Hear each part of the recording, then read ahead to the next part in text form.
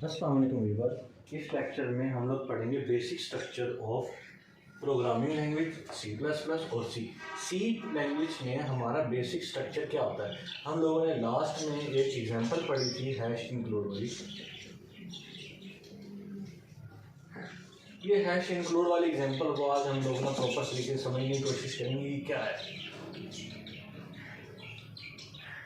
Hash include STDIO, ये हमारे पास जो है ये एक हेडर फाइल कहलाती है। क्या कहलाती है हमारे पास? Header file. हेडर फाइल के अलावा अगर इसको दो हिस्सों में तकसीम कर दिया जाए, एक हमारे पास बचती है ये .h वाली लाइब्रेरी, एंड ये हमारे पास जो बचती है इसको हम बोलते हैं प्री प्रोसेसर। अब ये प्री प्रोसेसर क्या है? प्री प्रोसेसर वही है जिसको हम कह सकते हैं प्री कंपाइलर। इसकी थोड़ी सी थ्योरी समझ लें। हमारे सिस्टम के अंदर ऑफिशियली CPU यूज़ होता है। हमें इसी वजह से कहते हैं ना कि भाई CPU है हमारे पास CPU। इस CPU के साथ साथ ये बताएं सिस्टम के अंदर हमारे पास कुछ चीज़ें और भी यूज़ होती हैं। एक तो हमारे पास आ गई रैम, दूसरी आ गई हमारे पास रोम, और एक और इनके अलावा चीज़ आ जाती है जिनको हम बोलते हैं प्रोसेसर। अब प्रोसेसर क्या है? इसी प्री प्रोसेसर से प्रोसेसर को समझिएगा। प्री प्रोसेसर क्या करता है? वो कहता है कि भाई मैं प्रोग्राम करने के लिए रेडी होने की कोशिश कर रहा हूँ, काइंडली आप मुझे इस चीज़ की परमिशन दें कि मैं आपको यूज़ करते हुए प्रोसेस करूँ। ये परमिशन देता है तो ये काम करने की शुरू कर देता है। जैसे ही ये काम करता है तो हैश ये प्री प्रोसेसर इसके बाद ये है इंक्लूड क्या करता है? वो कहते हैं इंक्लूड कर दो इस studio.h को। अब studio.h की तरफ आए तो ये क्या हमें हमारे पास क्या आती है? लाइब्रेरी। अब इस लाइब्रेरी में कौन कौन सी चीज़ें मौजूद हैं? सबसे पहले तो आप ये बताएं कि हमारे पास जो लाइब्रेरी होती है इस लाइब्रेरी में कौन कौन सी चीज़ें मौजूद हैं। ऑल ओवर हम लाइब्रेरी चेक करें तो लाइब्रेरीज में हमारे पास डिफरेंट बुक्स हैं। इस लाइब्रेरी के अंदर दो बुक्स हैं, एक आई दूसरी ओ। आई से मुराद इनपुट वाली और ओ से मुराद आउटपुट वाली। आई से मुराद इनपुट वाली और ओ से मुराद आउटपुट वाली। इनपुट और आउटपुट। इनपुट में हम जब studio.h को यूज़ करते हैं तो हमारे पास जो ऑफिशियली स्टेटमेंट आती है इनपुट के लिहाज से, इनपुट स्टेटमेंट ये ऑफिशियली कन्वर्ट होती है scanf में। इसमें कन्वर्ट होती है scanf में। और हमारे पास जो आउटपुट यूज होता है ये ऑफिशियली किस में कन्वर्ट होता है? printf में। एक scanf में कन्वर्ट होता है, दूसरा किस में होता है? printf में। इसके बाद हमारे पास जो सिचुएशन आती है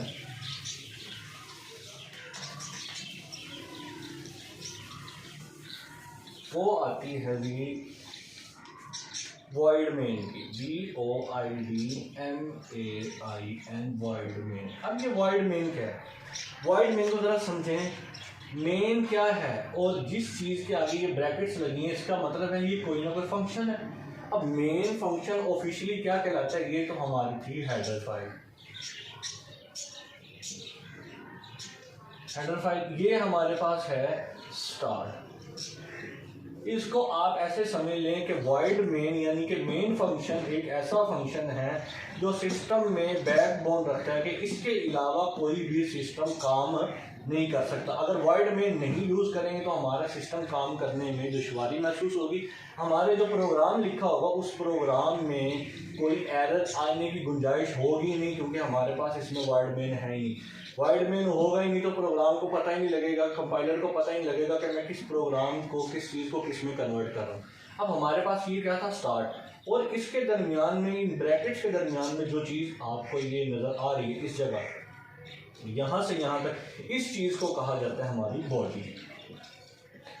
इस बॉडी से क्या मुराद है? बॉडी से मुराद है कि हमारा जो भी प्रोग्राम लिखा जाएगा वो सिर्फ इस ही बॉडी के अंदर लिखा जाएगा।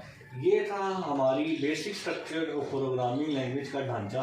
इसको स्ट्रक्चर इसलिए कहा जाता है कि इसी चीज़ को यूज़ करते हुए हम बार बार प्रोग्रामिंग लैंग्वेज करेंगे। दोबारा सुन लें, hash include studio dot H, इसके बाद ब्रैकेट्स लाजमी है। इनको कहा जाता है हेडर फाइल।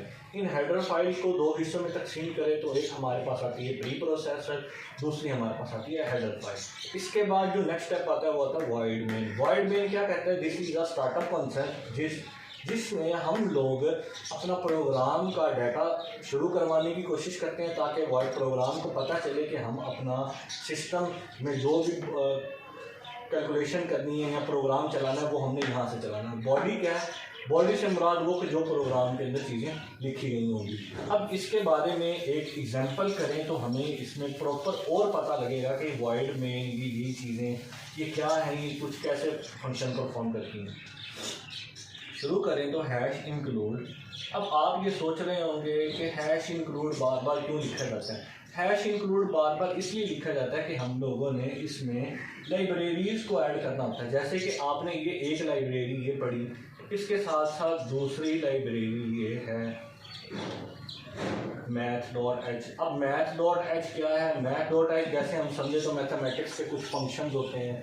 मैथमेटिक्स के क्या फंक्शंस होते हैं? प्लस कर दें जी, माइनस कर दें जी, डिवीजन कर दें जी, सब्ट्रैक्ट कर दें जी। इसके बाद आप क्या है?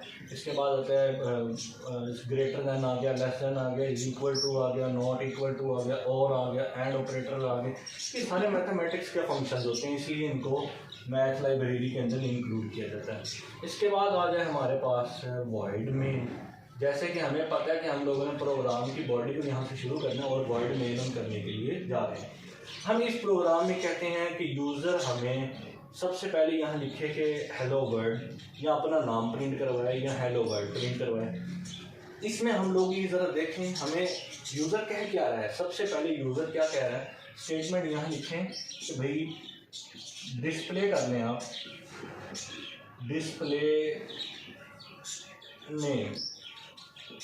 डिस्प्ले नेम करें। वो कहता है भाई अपना नाम डिस्प्ले करवाओ। अपना नाम डिस्प्ले कैसे करवाएंगे?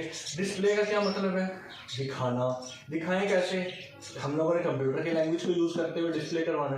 अब स्टूडियो डॉट एच में हमें पता है आई और ओ से इनपुट भी होता है और आउटपुट भी होता है। डिस्प्ले का क्या मतलब है? कि आउटपुट शो करवाना। ऐसे ही है, डिस्प्ले का मतलब है आउटपुट को शो करवाना। अब जब आउटपुट को शो करवाया जा रहा है तो इसका मतलब है कि ये प्रिंट होगा कि स्कैन होगा? ये ऑफिशियली प्रिंट होगा, इसीलिए हम लिखते हैं प्रिंट एफ। प्रिंट एफ क्या करवाना था? अपना नाम प्रिंट करवाना था। अपना नाम प्रिंट करवा देते हैं जी, अपना नाम प्रिंट करवाना था। ये क्या था?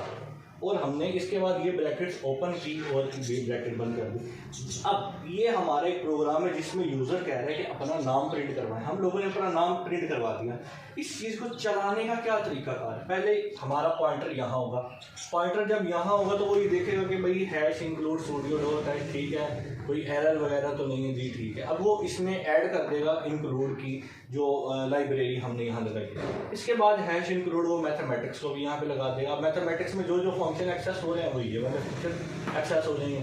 अब वाइड मेन यूज़ किया जा रहा है। वाइड मेन को आपको पता है कि यहाँ पर हम लोग जो बॉडी यूज़ करने की कोशिश कर रहे हैं, जो हमारा फंक्शन यहाँ से स्टार्ट होता है। इसके बाद प्रिंट एफ, यहाँ से हमारी फंक्शन की बॉडी शुरू हो रही है। जैसे फंक्शन की बॉडी शुरू हो रही है तो प्रिंट एफ आपको बता रहा है कि भाई प्रिंट एफ का मतलब है कि हम लोग प्रिंट का फंक्शन यूज़ करने जा रहे हैं जिसमें हम लोगों ने अपना नाम प्रिंट करवाना है। ये था हमारा एक first program basic structure of programming language को समझने के लिए।